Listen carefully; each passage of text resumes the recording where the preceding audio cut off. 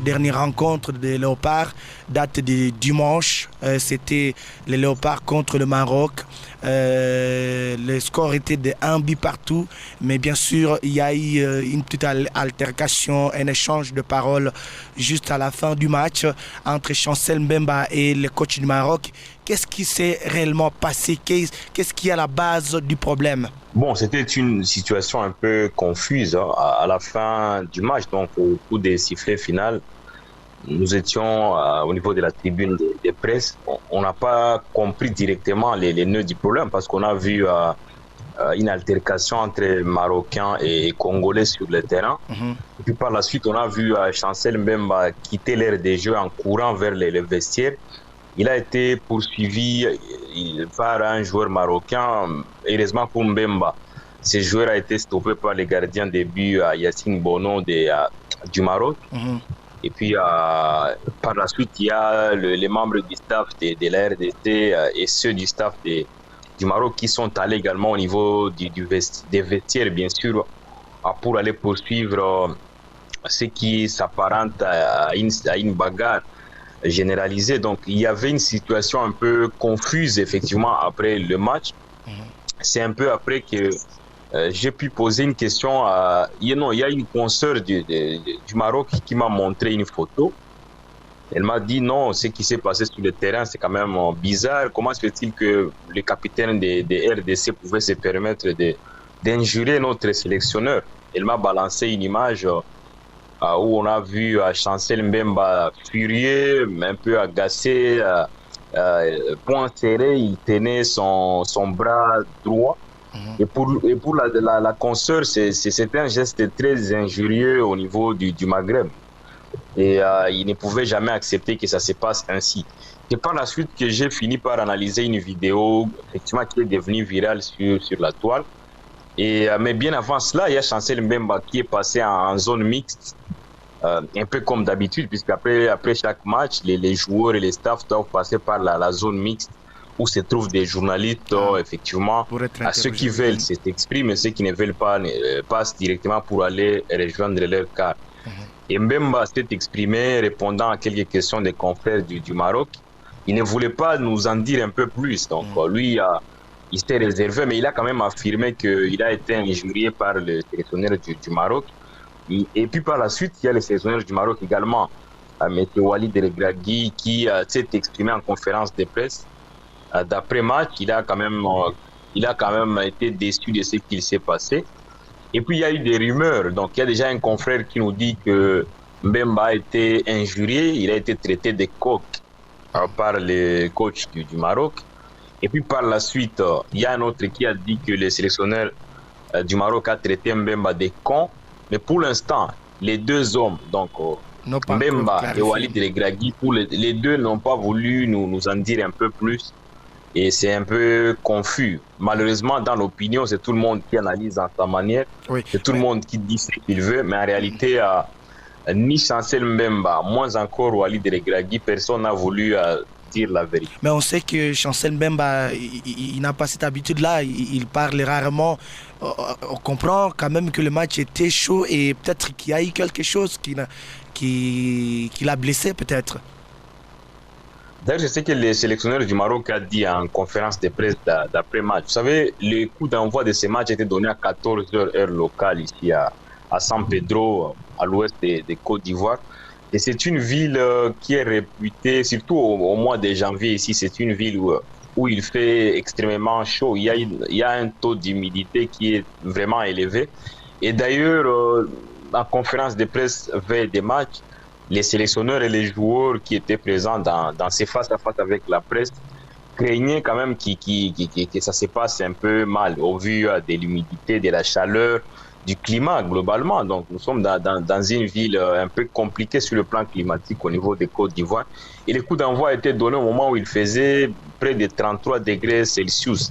Vous imaginez ce que ça fait. Donc c'était vrai, il n'y avait pas qu'un soleil accablant.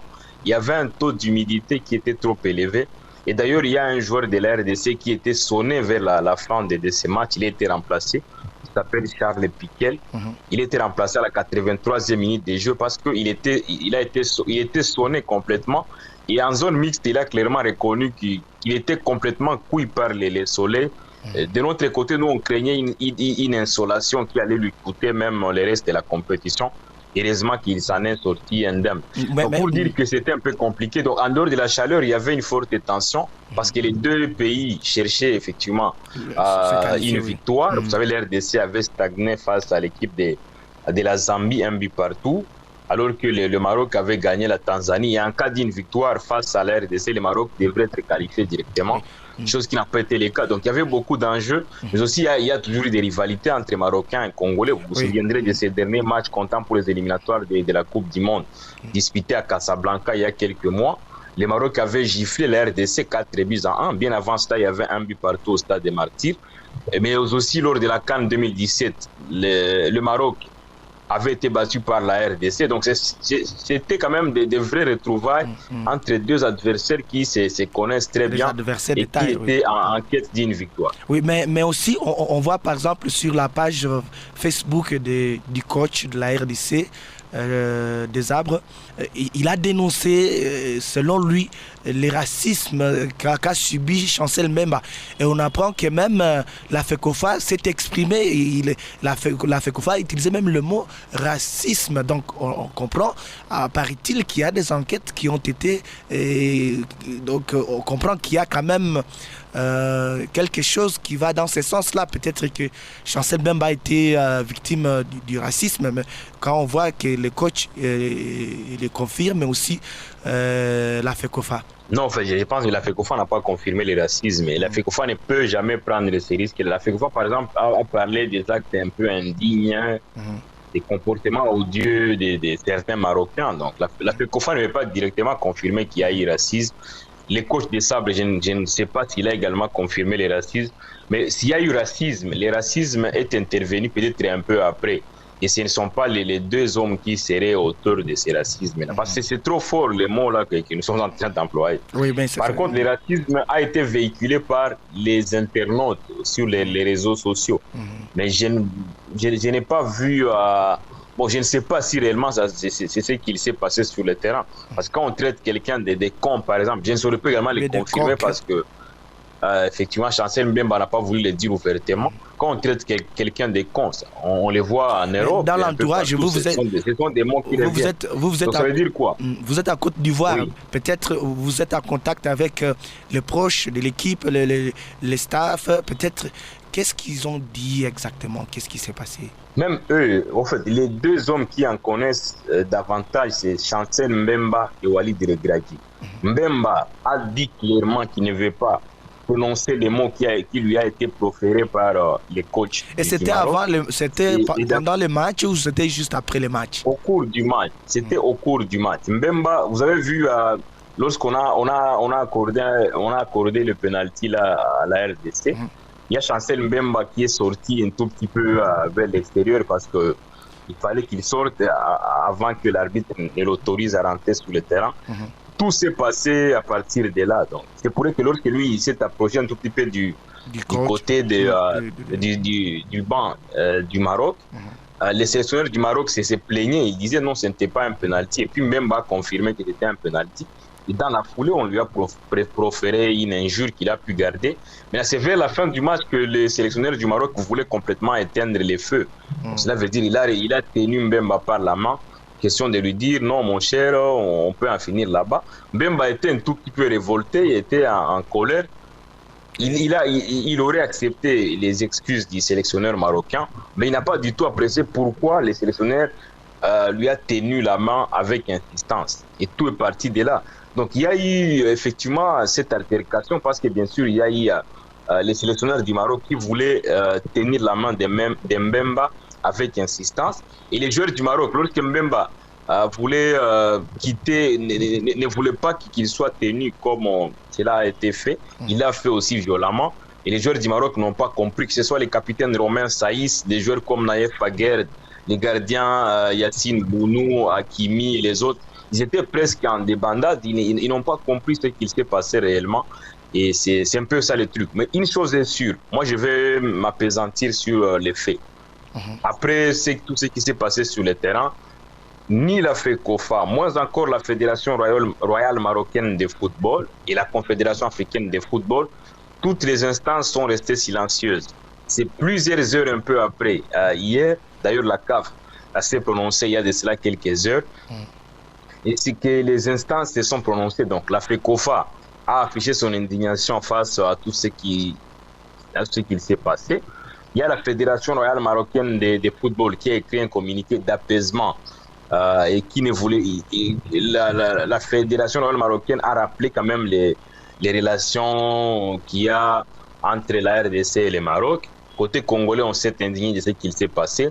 Et la Confédération africaine de football, je viens de recevoir un mail, a quand même dit qu'elle a ouvert une enquête effectivement pour établir à la longue des responsabilités. Une chose est sûre, Chancel Mbemba et Walid Regragui seront entendus par la commission des disciplines de la Confédération africaine de football. Et c'est après cette audition que les décisions seront prises effectivement pour les deux. Donc, je crains, si Mbemba, s'il s'avérait que Mbemba est fautif, il serait également sanctionné. Mais si c'est le coach du Maroc, il sera également sanctionné. Mais une chose est sûre, je ne vois pas des grosses sanctions qui seraient infligées aux deux hommes. Malheureusement pour nous, parce que certainement ces événements arrivent au moment où l'RDC prépare un match décisif face à la Tanzanie et au moment où le Maroc également prépare un match contre la Zambie. Ce sont des histoires que nous, on ne veut pas voir dans le monde du foot. Voilà, merci beaucoup Richard Mouima pour ces précisions. Nous rappelons que nous vous appelons à partir de la Côte d'Ivoire. Vous suivez de près la compétition, la CAN 2023 Côte d'Ivoire. Et d'ailleurs, la Côte d'Ivoire qui a été éliminée. Merci à vous, Richard Mouima. La Côte d'Ivoire n'a pas été éliminée, il faut le préciser. La Côte d'Ivoire n'est pas mathématiquement éliminée. Vous savez, il y a deux équipes qui doivent se qualifier dans chaque groupe. Mais il y aurait également 4 meilleurs perdants. La Côte d'Ivoire a 3 points. Et en cas d'une victoire du Maroc contre la Zambie, la Côte d'Ivoire peut se qualifier parmi les 4 meilleurs perdants. Merci de ne pas enterrer complètement la Côte d'Ivoire malgré son humiliation 4-0 contre la Guinée équatoriale. Donc elle a encore la chance. Merci pour ces précisions. Il faudra aussi les préciser que vous êtes expert dans les questions sportives. Merci à vous Richard Mouima. Je vous en prie fiston et bonne continuation.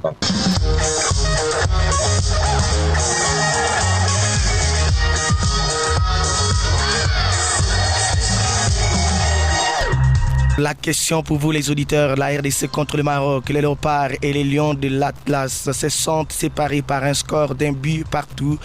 Comment avez-vous analysé cette rencontre et que proposez-vous pour les prochaines rencontres des Léopards dans cette compétition?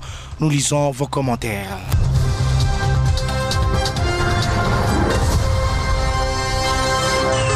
Alphonse Mumbere Mbakula qui dit ceci: l'équipe est trop forte. Et les coachs à l'arsenal d'attaquants, qu'il doit bien positionner pour mieux comprendre, en comparant seulement l'époque du coach Sengi à l'équipe actuelle. Les Léopards ont évolué à 98%. Kawaya Matondo, Dieu merci, qui dit ceci: pour moi, les coachs doivent commencer avec les joueurs qui sont titularisés dans leur club au niveau de l'attaque. En faisant l'analyse sur l'entrée de Silas Katompa, Meshak, Elia et Fiston Mayele, ces hommes ont changé les matchs. Tungeanza Nakama, Tulishinda Sana, Bakambu doit toujours entrer à la 80e minute. Il y a Louis Mazimoué qui dit ceci: les Léopards ont très bien joué et nous sommes très convaincus à une qualification face à la Tanzanie. Fimbu na Fimbu. Nerling Kiose qui dit ceci: l'entraîneur a fait son travail comme il fallait. J'encourage toute l'équipe. Nous nous attendons à la qualification. C'est mercredi. Luc Makutano Isse qui dit ceci: les Léopards jouent bien, mais alors l'expérimentation de Cédric ne donne rien. Bonjour ma radio, notre équipe a bien maîtrisé les demi-finalistes de la dernière édition de la Coupe du Monde 2022. Je tiens à féliciter nos fauves de la RDC pour cette belle prestation, mais aussi je vais signaler une chose, que Cédric Bakambu laisse la place aux jeunes et professionnels comme lui qui tremblent avant de tirer un penalty. Et d'ailleurs, quand je l'ai vu dans le 11 de départ de la RDC, j'en ai encore des doutes sur lui. Ce qui est là, je propose à notre sélectionneur Sébastien de ne pas titulariser Cédric Bakambu lors du dernier match de la phase des poules de la CAN contre la Tanzanie. J'espère que vous avez vu hier avec l'entrée de Silas Katompa, Meshak Elia, Dylan Bantubisika, Fiston Kalala Mayele et Aaron Chibola. On a complètement dominé les Lions de l'Atlas du Maroc avec l'entrée de Silas. Il a éteint Achraf Hakimi avec ces jeux que nous avons montrés hier. On va battre l'équipe nationale de la Tanzanie. Bonne chance à nos fauves de Léopard de la RDC contre la Tanzanie, prévu pour ce mercredi. Ça sera à 22h, juste selon lui. Alors, voilà les commentaires de vous les auditeurs. Merci d'avoir participé à cet exercice démocratique.